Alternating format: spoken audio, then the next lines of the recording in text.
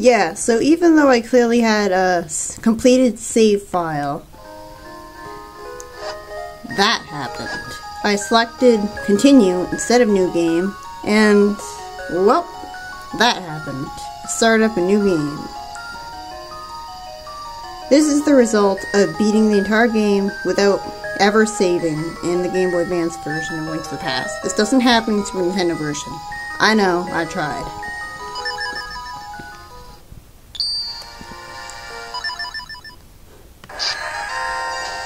It presumably happens due to the game being confused because it thinks you're in the Dark World. Because you're supposed to be in the Dark World.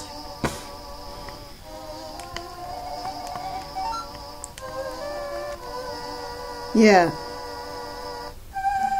Okay, so I understand why you're in the Dark World. I understand why you're a rabbit for the first time you load your save file, because the game initially... Basically, the game has an automatic save after you beat Ganon, where it thinks you're in the Dark World after you reload your file after beating the game. So naturally, you exit Link's house as a rabbit. I understand that. The automatic save isn't entirely a save.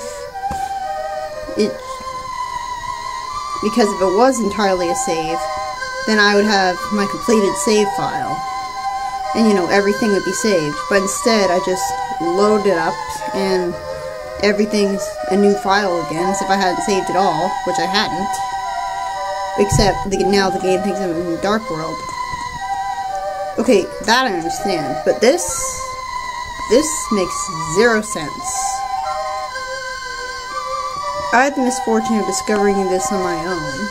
I mean, I wasn't the first person who discovered this, but god damn. What a glitch. I mean, like, seriously?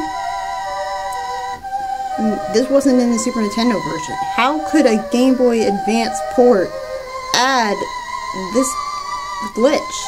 It removed the walk through walls glitch, the best glitch of the entire game, and this was the result?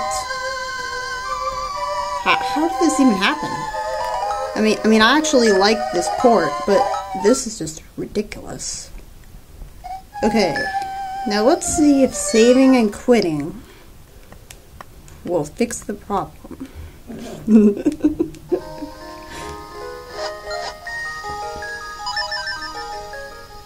The only explanation I can think of is that the Sanctuary is the second place you can reload your file.